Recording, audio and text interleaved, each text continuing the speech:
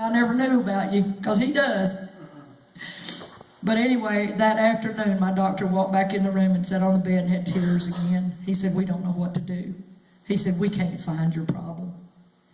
He said, but if we don't find it in 2 weeks, you won't be here anymore. And it was like a peace came over me. I love the old song the Kingsmen used to do. I'm a winner either way, if I go or if I stay. And I knew that. So I said, okay, if I'm going to die, send me home. I just soon die at home as I had here. So I went home, never told a soul. I think back now, I was crazy. I could have got all kinds of sympathy. I never told nobody nothing. I could have got my house clean, my food cooked. But I wasn't thinking about that. The only person that knew was my husband and the doctor. That was on Friday. On Sunday morning, I go to a church called Faith Church. And boy, that's what we believe. We just lost my pastor. He had been there 58 years. Same church. He started the church and was there 58 years. One of the greatest men I've ever known in my life. I know where he is today. No doubt. But he instilled faith in us more than I've ever had in my life. And I told my husband that Sunday morning, I said, I want to go to church.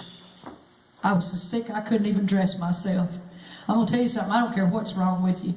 If you're not contagious, you need to be right here. Yes, amen. Mm-hmm. You need to be here. Amen. You might accidentally get something. Yeah. It's the truth. Yeah.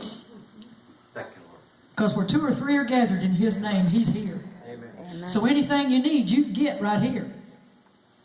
I believe that. I went and I was so sick I don't even know what they talked about. I got up, went home, laid down for a couple hours, told my husband, I said, I'm going back. He thought I'd lost my mind. I mean, I was sick. If you could have seen me, you wouldn't have believed it was the same woman. You would not have believed it was me. I went and I can tell you exactly what he talked on. He talked on a little bit of faith. He said, aren't you glad you don't have to have a whole lot? Just a little bit will do.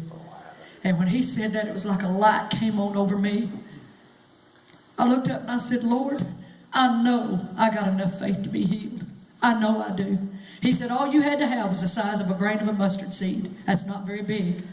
Have you ever seen one? It's about the size of a pinhead.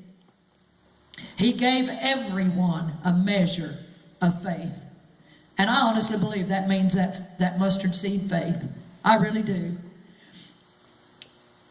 But I said, Lord, I know I got enough.